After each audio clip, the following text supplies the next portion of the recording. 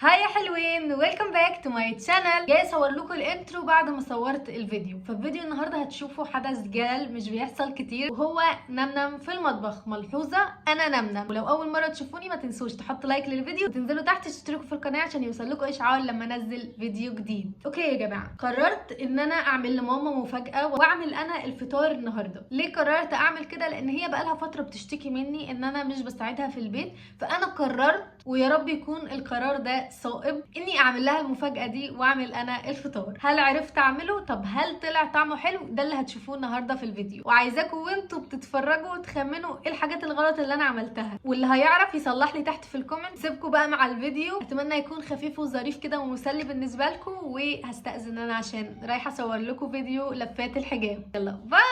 ما تنسوش تحط لايك للفيديو. اوكي، بصوا بقى قررت اطبخ لهم ايه. طبعا انتوا هيجوا في خيالكم انه اكيد هطبخ حاجه انا بعرف اعملها، بس جس وات، انا ما بعرفش اطبخ. بس قررت اعمل لهم النهارده محشي كوسه وفلفل كمان. بصراحه ما عنديش فكره هو بيتعمل ازاي. طريقه عمل محشي الكوسه حلوه وصغيره، وجبت البتنجان وجبت فلفل، وهقول لكم هنعملهم ازاي. بس طبعا ده بيدي شكل حلو قوي. ما انتوا شفتوا حطينا كزبره ناشفه كده. انا عرفت هنعمل الوصفه ازاي. كتبت الوصفه بكل المقادير بكل الديتيلز، يا رب تطلع مظبوطه. طبعا مش هعمل محشي كوسه بس، هعمل معاه فراخ. هل انا بعرف اعمل فراخ؟ الاجابه لا. برضو هنستعين بجوجل وصفه الفراخ. يلا بينا بقى اوريكم مهارات شيف نمنم في المطبخ. احنا هنتقمص دور ماما ونلبس البتاعه دي، يعني مش بحبها صراحه عشان بتخنقني، بس عشان نتقمص الدور. بصوا الوصفه ضاعت. اول حاجه طاسه على النار، وهنحط فيها زيت وبصل وطماطم وتوم. زيت وبصل وطماطم وتوم. زيت وبصل وطماطم. قشرت البصلايه هقطعها بقى. احنا عايزين كذا طماطمايه، نحط كمان 4 أو 5 طماطمات. الساعة دلوقتي 1 وماما المفروض بتيجي الساعة 3، فأنا معايا بس ساعتين إن أنا أعمل هذه الجريمة. هم قالوا إيه؟ طماطم وبصل وزيت وتوم. طماطم وبصل وزيت وتوم. قدامي الوصفة، وهنا بقطع الطماطم وهنحطها في الخلاط دلوقتي حالا. بصوا بقى، التوم عشان تعملوه بسرعة هتعملوا كده اهو. هو مش بيتعمل ايه؟ ضاعت الهيبة. بصل وطماطم وزيت وتوم، بصل وطماطم.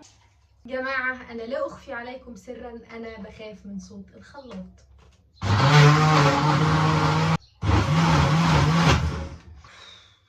شوفوا الجمال. أنا منبهرة بالصلصة عشان أول مرة أعمل اللي هو الخلطة اللي بنحط فيها المحشي. هي قالت يا نعملها على النار ونحط الزيت، يا نعملها ني في ني، وفي طبق واحد كل الحاجات اللي أنا هقولها دي. هو المفروض الرز على حسب العدد، بس أنا معرفش يعني احنا بناخد عدد قد ايه، فحطيت 3 كوبايات. كيف يطلع شويه. استر يا رب. بعد ما نجيب الرز نحط ملح وبهارات وكزبره وكمون وبصل وطماطم. ايه كل ده؟ لا تقريبا دول الخضره والشبت. طب لو دول الخضره والشبت، دول ايه؟ انا عارفه الشبت، فاكيد اللي مع الشبت هو الكزبره. تقريبا ده كزبره وده كزبره. امال فين حمو بيكا؟ انا اسفه على القلشه الرخيصه. انا محتاجه بجد استعين بصديق. A few moments later. الانسان لازم يعتمد على نفسه. متخيله بجد ان امي بتعمل الحاجات دي كل يوم. طب ما ينفعش اقطعهم كده؟ لا مش هينفع، لا صعبه قوي. بصوا بقى، عندنا الرز هنا هنزل عليه بالصلصه دي. بسم الله. احط بقى الشبت ده، وهحط ملح اللي احنا حطيناه نعلم عليه. الرز خلاص.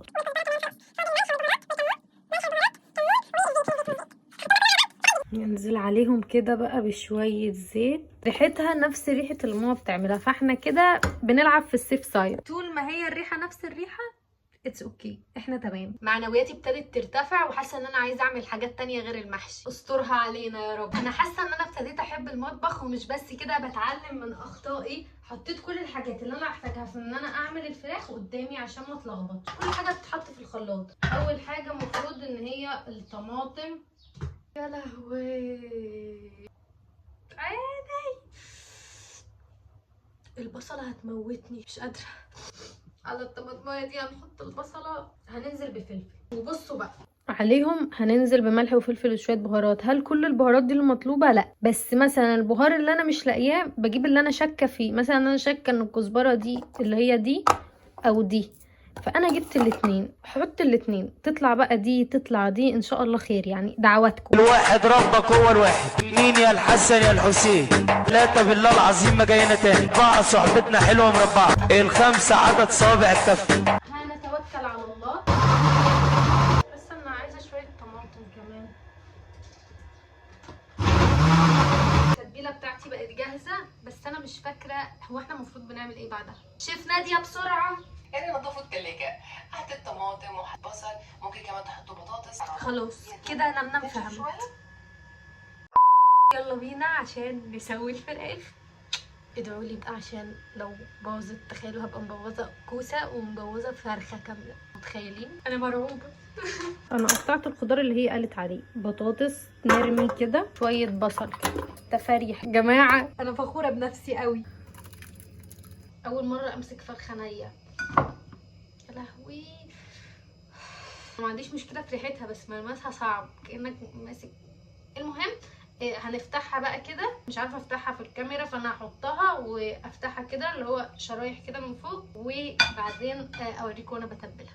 بصوا فتحتها كده زي ما الشيف ما قالت. ننزل بالتتبيله فوق الكوكو كده. يعني حاسه ان التتبيله كتير بس اتس اوكي يعني، حلو حلو. بحب اصلا الصوص اللي بيطلع في الاخر ده. بصوا شكل صينيه الفراخ، سيبها يعني شويه كده انه التتبيله تخش بقى جواها والحاجات دي. مش عارفه ليه حاسه ان الرز شرب الصلصه، فعايزه الحقها قبل بجد ما يشفطها اكتر من كده. هنقور دول الاول وبعدين نحشيهم بدول. اقور كل الكميه دي وارجع لكم بقى اوريكم عملت فيها ايه. هشغل بودكاست يسليني كده وانا بعمل، واول ما اخلص اوريكم بقى كل الحاجات اللي انا عملتها. حطوا لايك للفيديو على ما اجيلكم تاني. اوكي، ريحتي انا بصل. هو انت كنت ناويه تطبخي ايه النهارده؟ قولي لي بجد. لا قولي لي دلوقتي. اعمل محشي كوسه. الحمد لله. هوريك الوصفه اللي انا عملتها وقولي هي نفسها ولا لا. مش انت بتجيبي الخلاط وتحطي فيه غيرت موقعي لسوء الاحوال الجويه. بصوا خلصت تقوير الكوسه، وده فاهمين الخلطه دي اللي بتتحط تحت. دلوقتي اذان العصر بيأذن، فهسيب الحاجات دي دلوقتي ونروح نصلي وبعدين نرجع نكمل. حشيتهم كلهم، ودلوقتي بقى المفروض هنحط عليهم شوربه ونحطهم على النار. شكلي مرعب ليه كده؟ شكلي عبيط. تاتا شوفوا لي ده توثيقا لاول مره في حياتي اطبخ في رمضان، واطبخ محشي كوسه. يلا بينا بقى نسويه على النار. بس ايه رايك في نظافه المطبخ بعد ما طبخت؟ جدع مش زي انا ما بعرفش اعمل زي مطبخ ورايا بيلمع. طب مين اللي هيغسل المواعين النهارده؟ اكيد انتي طبعا، انا طبخت. لكن ما تكملي بقى اغسلي المواعين. لا لا لا لا لا لا لا لا لا لا لا لا لا لا. برنسيسه النهارده اكل يوم على الجاهز من نفسي. يلا اتدلعي مره من نفسك مش مشكله. امي برضو ليها حق عليا. ساعة كلاكيت تاني مره. كملت بقى حشو وعملت الفلفل اللي وريته لكم في اول الفيديو، وبتنجان. هتسالوني ليه؟ صراحه كده الرز طلع كتير قوي، فقررنا نعمل محشي بتنجان مع محشي الكوسه علشان نخلص الرز. طبعا لسه باقي شويه رز. واضح ان انا كترت الرز شويتين يا جماعه. شوفوا بقى الجمال والحلاوه، عمال ايديا وحياه عينيا.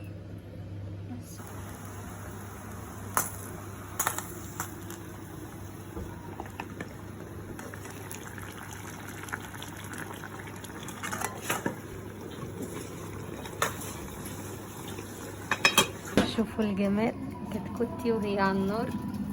بالله كيف لقيتي ريحتها؟ بعد الفطار هيقوم. انا واثقه في نفسي، انا واثقه في قدراتي. والله لو لقيتها حلوه والله لا تقفي في المطبخ. ان شاء الله تطلع وحشه. عجبكم كده؟ هدف رائع ولكن في مرمانه.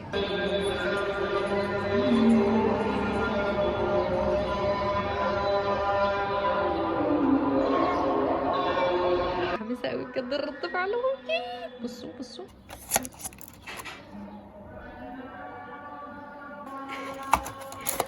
ريحتها مسطل. ودي السفرة، بس لسه هكمل بقية الحاجات هجيبهم، وهحط العصير.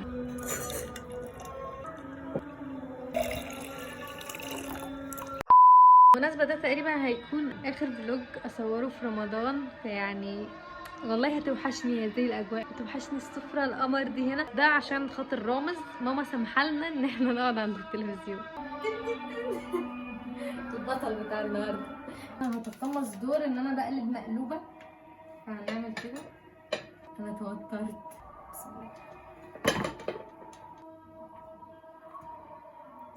ما اتعملتش ليه؟ حلو، ما اتعملت اهي. ما اتعملتش جبل. اعمل لنا محشي من اللي بيتعمل جبل. حاضر. ده مش جبل؟ لا ده ايه؟ الله، بص بص بص، بحب قوي اللي بيبقى عامل كده. تسلم ايدي من قبل ما ندوق. حاسه طعمه هيطلع ايه؟ قولي بكل صراحه. تحفه، شكله تحفه، وقلبتك تحفه بجد بجد. جاهزين تشوفوا الانبهار بتاع نمنم والسفره اللي من اعدادي؟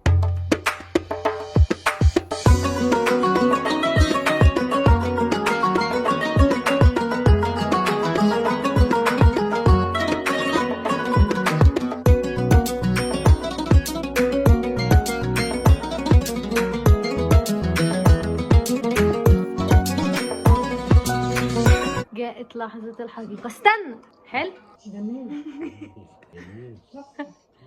بجد والله. قيم لي الكوسة بجد. انا ما دقتش لسه. ما تدوقي.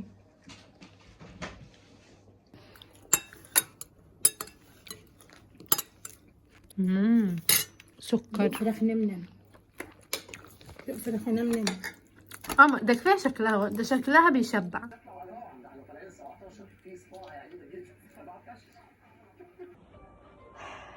الانسان تعب من الاكل. انا بقى مش قادره اقوم من حلاوه الاكل اللي انت عاملاه. بجد؟ بجد تسلم ايديك. طبيخي احلى ولا طبيخي؟ لا بصراحه فازت عليا بجد. مش هتكلم عن نفسي. المفاجأة عجبتك؟ بجد صبرتك تحفه، فجأة جميل. عايزة مفاجآت كده كل يوم؟ بس تقولي لي هتعملي ايه؟ تبقى مفاجأة كده ازاي لو قلت لك؟ يضيع السسبنس اللي في الموضوع. بس كده ده يكون الفيديو بتاعنا النهارده. اتمنى يكون عجبكم وتكونوا استمتعتم بيه. لو وصلتوا في الفيديو لحد هنا ما تنسوش تحطوا لايك للفيديو، كمان تنزلوا تحت تشتركوا في القناه عشان تشوفوا الفيديوهات الجايه. دلوقتي مضطره اسيبكم عشان حلقه رامز عايزه اكملها. يلا باي، بحبكم جدا جدا جدا.